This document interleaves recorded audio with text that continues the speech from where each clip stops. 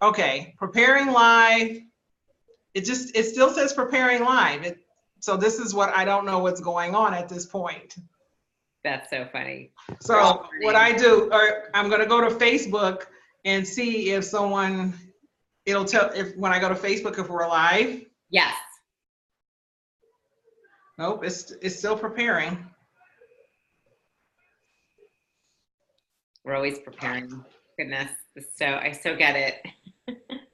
Trying to figure out what did I do here. Nope, we're living. Oh my goodness, it's saying preparing, so I have no way of knowing if I'm actually live. This is the weirdest thing ever. Hold on one second. We're just gonna start chatting. Do you want to start again, or do you want to, whatever you want to do? I'm looking to see if I see a live stream, and I don't see a live stream on the NASP channel, so that means that we're not actually live. It says we're preparing. Now we're live. Oh dear God. Hello, this is Meshell Baker. With Women with Sales and Influence. This is hysterical. This is why I love live, because this is not scripted, and I love people to see that this is life. You do not get to plan life. All you do, and this is why I love Julie Reisler, who's here today. She's going to be talking about being the You-est You, because that's all you can do. You just be, I tell people, anybody who knows me knows I have this saying, I high five myself every night, because you can't beat me at being me, right? I just be the best version of Meshell, and I'm happy. So this conversation today is for all you folks who look to the left, to the right, behind you, in front of you, and not in the mirror with love, because that's what Julie is so amazing at, is helping people, especially women, but people, because she's not, feminine, masculine, but her tribe tends to be mostly women, to just love on themselves like crazy. So Julie, I am Meshell Baker. I am the host of Women of Sales and Influence. This is what happens when you get excited. And this is sponsored by the National Association of Sales Professionals. So Julie is going to introduce herself, and then we're going to get going. So you got me all giddy, girl. Oh my gosh, well, I'm giddy too. I'm smiling so much, it's making my cheeks hurt, which is a good thing. That's a good sign. I always say my cheeks hurt, it's good. Feels good. I'm giddy. No, I'm so happy. I'm happy to be here with you and everybody and anyone that's tuning in and listening. Look, this is one of my favorite subjects, and I think it's so perfect that we started out with like the unscripted, is it going live? Is it not? It's like, this is how life is, right? And it's about, all right, how do we show up as our best self and just have fun with it? Like laugh and let our cheeks hurt. Exactly. So I would love for you to share like your background, because you are a person who was very serious about your step into this journey of entrepreneurialism, as well as how you want to serve people. So it wasn't just like, oh, I'm going to go read a book and take a weekend class and now I'm a coach. You actually put some time and effort so that your service could be powerful and transformative. Yeah, thank you. Well, so I'm gonna take a breath, because I could go into the 15-year version, which we're not going to do now. But I'll say that the journey to getting to where I am has been about 15 years in terms of what I call, for me, really having to get this transformation within myself. Really getting there were areas in my own life. You talked about self-love, and for me, it all stemmed with not feeling that. For a long time, I had the not good enough, not smart enough. If anyone saw Stuart Smalley from Saturday Night Live years ago, I was like that in a nutshell.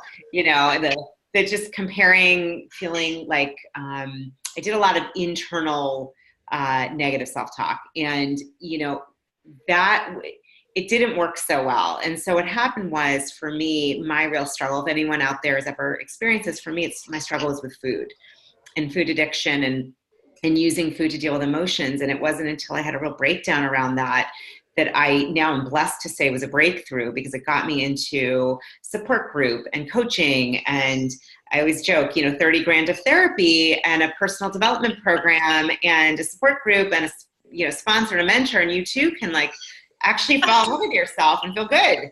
So, but for me, it was important that I really did that work. And we're talking, as part of a support group, I was doing 2 to 4 meetings a week. I was talking to somebody every single day. I probably went through about 300 journals over about a 10-year span. So that's what it looked like for me. That's not what everyone has to do to get to the place of feeling, connected to who we really are. But in terms of career, I used to work in a corporate setting. I worked with a well-known, top food industry, Fortune 500 company. I was head of recruiting for the largest franchise. Ironically, dealing with food, of course, was just funny to be, free pastries every day. That actually did not work so well in terms of self-love with food. Didn't go so well. But 11 years, I had a really great job, and I started to feel like I liked it a lot, but I wasn't being of maximum service. I wasn't lit up about it the way I wanted to be. And having done a lot of work in the coaching world on myself and a lot of personal development programs, it was after I did a transformational program that really made a difference. They asked me to coach it, and I thought, well, I got a lot going on. I was going through a divorce. I had 2 kids under the age of 3. Like anything you could go through, I had a health breakdown. Like it was great. It was a total mess. And I also decided, I said, this coaching thing, I didn't want to be a therapist. I was a psych major, but I thought, my God, this is something, this works. This is what I want to do, because coaching is so focused on present and future. Therapy is great. It's just, I wanted to help people really create their future. So I went back and got my master's degree in health and wellness coaching and nutrition. And that just cracked open this, my heart, my realization that, you can make like real transformation in your life with this kind of work. And that was, I always joke, I did a master's degree and like 10 certifications, getting divorced, health breakdown, full-time job, and you two are going to have a total breakdown. But it was great because I realized that I didn't want to be in that job anymore, and I wanted to start my own business. And I just, human, learn from doing. I'm clearly an experiential learner. And this is almost 5 years ago. And I am so thankful that I listened to my intuition, to my, you can call it your heart, your gut, that inner knowing. And I can get more into it, but taking that step, and saying, okay, I'm enough right now. I don't have to do 50 more certifications. I'm enough right now to really help and serve. And it's been the best decision in my life to create my own business where I can really come from a place of heart and service, and prosperity, all of that together. Yeah. And there is something I just want to touch on, because this is that interesting area that challenges most entrepreneurs or people in life. It's, when do you know it's enough? And I noticed you also talked about the heart, and one of the points that you made in when I was looking is that you were saying that the heart is the most powerful tool you have. So how do you know how to utilize that heart so that you know when it is enough, right? When am I ready and when am I not ready, right? Because, let's be honest, sometimes there is a need to go get more training at some point so you can master your craft, because the better you are at your craft, the better service you are to the people you're called to serve, and the more transformational experiences they'll have. So, yeah, great. So that's a great question. And I think I would answer it in 2 ways. One is sort of the, I say, I didn't jump into the deep end. I slowly, those pools that have the entry where you kind of like ease in. That was my experience around this. And some entrepreneurs jump in. That's really never been, I like to kind of ease in. It's like, if it's cold, let me just go a little bit at a time and get myself comfortable, and finally then make the plunge. And I think it's important to say that while I was, I got my master's degree, that took a 2-year period. It was over that 2 years, I started to have clients. I did a practicum for free. I had clients and they wanted to stay on, and they were asking me how to pay me. And I thought, well, that must be a good sign. It's weird because I remember in the beginning, I was like, you want to pay me? Like, I would just do this. This is what I do. And then I'm thinking, I guess I should look into that. If they want to pay me and I love what I'm doing, light bulb went off. Like, this is something I should be doing more. So I remember my first client. We're talking, this is not what I charge today, but I remember it was like $40. I don't know, like just something. I mean, it was so awkward for me. I was so not there or comfortable yet. But what it did was it gave me this time.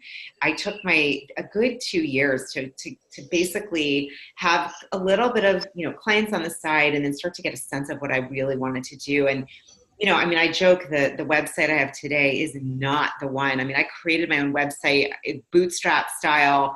In lunch, I'd close my door for an hour, and I did it on my myself GoDaddy. I can tell you, I use Cabin Sketch font, which I would not recommend, although I do like Cabin Sketch for certain things.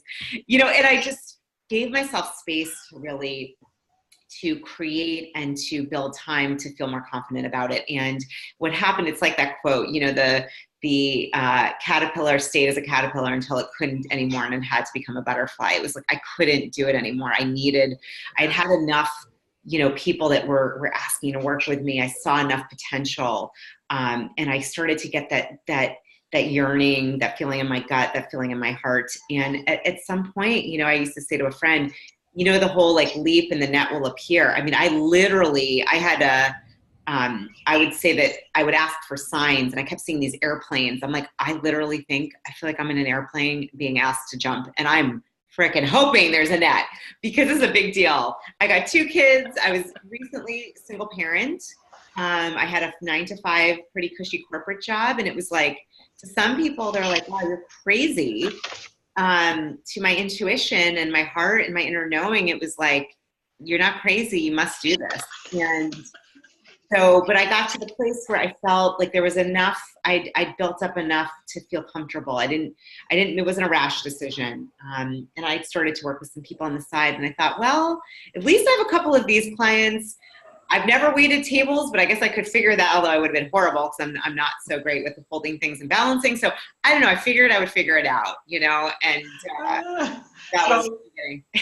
And that's a great segue, because one of the things that I wanted to ask you about is I've seen where you talked about being a magnet and a catalyst, right? So you stepped out, right? So at this point, it's time to catalyze, right? The net will appear actually requires on us to not like sit there and go, oh, net. It's actually us becoming attractive, right? Us making that attraction.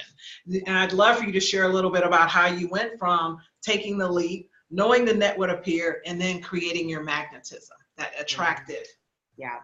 So one of my favorite conversations, Meshell, I love talking about this. And again, this is my perspective, but what I have noticed is, and we all have different things that, my belief is that each and every single one of us has, is an individual expression of the divine, however you want to call that, creator, universe, source, God, goddess, tree, human beings, I don't know, whatever it is, there's something very unique and very sacred about each of us. And for me, a lot of the pain that I experienced, which shifted and transformed into, I think, empowerment and love in myself, and then seeing how my life shifted when so that's part of my purpose, is really helping people to actualize, as I say, their You-est, my Me-est Me or You-est You, because I saw when I really got, those beliefs I had were not true, that there's a sacred aspect to me. And as I knew that about myself, I could see it in others. It became bigger in myself, and I could see it more in others.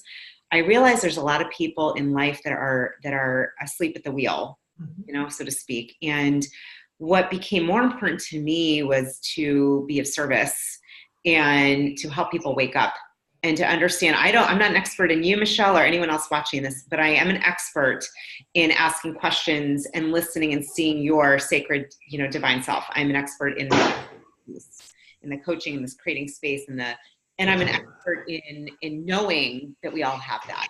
So I think for me, getting that mandate, it felt like a contract, honestly. And I actually, in my books, I have contracts that I ask people to sign with themselves.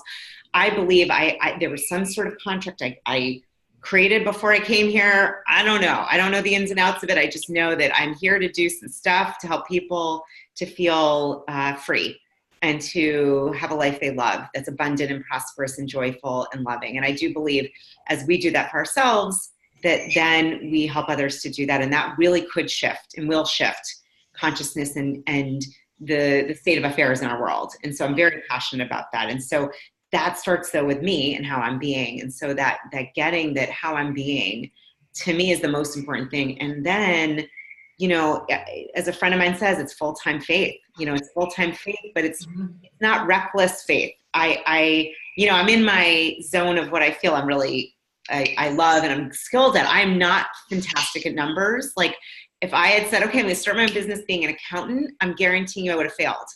I don't love numbers that way. I don't. So we each got to get in our zone of what's our talent, our genius, our sacred gifts. And when you know that, you know it. And so that way of being for me, when I tap into what lights me up like that, it's an unstoppable energy. And I believe we all have that. It's just making sure you sense that, connect to that daily, because there's a lot of things that can get in the way. Trust me, I see it and I know it. I won't go into politics or other things going on in the world, but there's a lot of ways to get distracted. And it's important to stay in your zone so that I manage my energy, my vibration, my focus, my center, so that I can be that. Yes, and that's you're just like perfect segue, because again, one of the things that I impart to myself and all my clients, and even when I have the opportunity to speak with people briefly, is that first thing in the morning, taking time for you basically are just telling yourself that you're the most important person in your world. And when you do that, the world begins to align on your behalf, right? If I don't make myself the most important person to me, then I have nothing to give to anyone else, right? And so you were talking, you know, mindfulness, right? Because that's how you get to that You-est You, is that how you start to calibrate, and it's like a radio station, right? I've heard it said that it's like you're just on your wavelengths are slightly off or could be way off, but the only way you'll get it to the station you need it to is to start calibrating it, and that's that time. So I'd love for you to share some, you know, anything on mindfulness, if you want to share a tip or a technique, or because you're amazing at that, just your energy. Like when I first met you, I was just like, oh God, I could drink her, right? She just flows, right? Oh, I felt the same way. It's funny. I felt the same way with you right away, which says about you. What we spot in others, we've got it. So yes. Well, I was joking. I was thinking to myself, you know, you wouldn't leave. I don't think you would leave your house without brushing your teeth. You know, I wouldn't leave without brushing my teeth. Usually shower, usually dressing, and you know, it's becoming more understood. But this idea of getting connected, called mindfulness, meditating, getting, you know, connected, to me, what it is it's like plugging myself in every morning. I think of it as literally like, you know, you plug in a light. I'm not going to get light if I'm not plugged in. And it's hard. I don't want to go into the world as an unplugged light. It doesn't feel as good. I've done life like that. I've done it. Trust me. I did a lot of time like it. I wrote it in my first book. Raise your hand if you've done. It's not fun to be an unplugged light, like, because then you feel that, you know, there's potential. You see other lights that are on and it feels like, why are the lights on there, but they're not on here? Get into comparing. I don't like that. I like feeling plugged in, and it's a whole different way to be. So for me, plugging in means, you know, number one, and I was the last person to do meditation. I joke, when I did my master's degree, we did a whole section on mind body science. We actually had to write a dissertation on meditation. And my teacher, I remember, we did all modes of meditation, and I was like, listen, I don't meditate. Like, this is not gonna work. She sat me down. She's like, Julie, out of the 150 people here, you are the one who needs to meditate the most, because you are a doer and you don't sit still. And I remember being like, I can't do this. I'm not even kidding. It was about 7 years ago. I started with 30 seconds in the morning. I thought that was like, if I could do 30 seconds, and it slowly increased to a minute, 3 minutes, and 5. And honestly, you know, when my kids are with me, you know, I meditate every morning. It might be a minute. My typical range is 10 to 30 minutes, depending on how I feel. I don't think there's one right or wrong way to do it. I know there's a lot of formats and ways. I think the only wrong way to do it is not to do it, just to get your butt, sit down, and you could listen to ambient music or silence, or focus on a mantra or your breath, or guided. I mean, I've recorded guided meditation. Sometimes I like guided, sometimes not. It doesn't matter. But I plug myself in, and that is one way to do it. The second thing that I do, and this is a little more in the spiritual realm, is I do two kinds of journaling. I do a journaling practice where I like to really focus on what I can appreciate, what I'm grateful for, ways that abundance is showing up in my life, and not just monetary, but all ways. And then I do what I call sacred intuitive writing. And I think of myself as obviously in this physical plane, but I like to imagine, I always had imaginary friends when I was little, so maybe this is why it's easy today. I think of myself surrounded by just a team of guided intelligence, and I like to tune in and try to feel into that. And so I'll just ask questions, write to it, whatever I feel, but I do a lot of that kind of writing, and it is incredibly powerful. And when in doubt, again, when it's like a quick time, it's a 1-minute breathing meditation, and it's hand to heart, just feeling my heartbeat. And I'll just say, thank you. I love you. Let me send love to the world. I mean, that's 2 minutes. If that's what I have time for, I do 2 minutes. So there you go. And that's amazing. So you've just given people so much permission. It's like I'm part of a health group, and they started a plank challenge, and I think people started with whatever number, and then they increased it by 10 seconds. So it was that permission to do whatever serves you. And I know I tell people, if you can just do 15 minutes, it's journaling, it's a combination, but it's less than 1% of your day. You just did like 0.001% of your day. Yeah. It'll change as you build on it. So I just want to say thank you. We are at 2:21. So one of the things you had mentioned that you wanted to leave people with was the importance of connecting with your why before making any big decisions. So I want you to share on that, and then we'll wrap it up. Tell people how to get in contact with you. I also wanted them to know she has a book out. You can see mine is curled because it's that good, right? And how to stay tuned for the upcoming Women of Sales and Influence. So if you will share on that. Yeah, I think the most important secret power we all have is that, as I said, that divine, that sacred aspect, that we're the reason we're here, to make a difference. For me, it's, asking yourself, how do I want to be of service in the world? And that can show up as your why, as your purpose. But when you start to get really clear, and I say this, don't do anything until you're connected to that. And that's a feeling, for me, it's in my gut, that feeling of like, yeah, it feels very strong. You want to ask yourself, what is it that, that I feel so lit up about that it wouldn't matter what I got paid, I would want to do that? What is it that gives me so much energy? When do I feel like I'm in my flow? These are the kinds of questions to ask yourself. And my rule of thumb is I only create and share and be who I am in the world after I've connected to that. So ideally, first thing in the morning, how am I here to serve? What lights me up? What gives me energy? What are things that I can do to make a difference today? Get in tune with that, and then watch your life unfold with miracles and tell me about it. Because I know. That's so good. My heart is just full right now. So, but I do want to, because this is, and I apologize, I'm traveling, so I have this book because I brought it with me. I'm trying to keep my luggage light. But she has another one that is the preface to this. This is the business version. And I know Women of Sales and Influence, we have a lot of entrepreneurial women and a lot of professional women. So this one is rock. Oh, it's so good. So tell folks. Thank you. So I have the Get a PhD in You book series, and the idea is that we study everything often but ourselves. And so the first one is more of an introspection, self-discovery, self-love. The second is really how to just crush it at work, in your career, in your life. It's experiential, it's strength-based. It's so funny. My picture's on there, which is still a little odd for me, but it comes from a lot of experience that I've had in facilitating and coaching and working with teams and groups. It's powerful, and I designed it so that you can really uncover your best self, and then not just uncover it, but go do it and be it. That's the goal. And I would love to hear if people are wanting to connect. Oh my gosh, I love connecting. You can find me all over the place. My website, on my podcast, the You-est You, on Facebook, on Instagram. I'm all over the place. Insight Timer, meditations. It's just my name, which is Reisler. Yeah.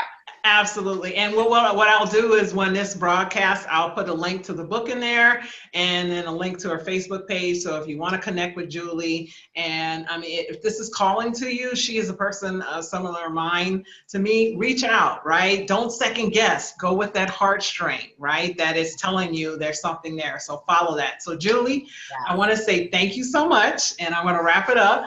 And everyone, this is Meshell Baker with Women of Sales and Influence, sponsored by the National Association of Sales Professionals.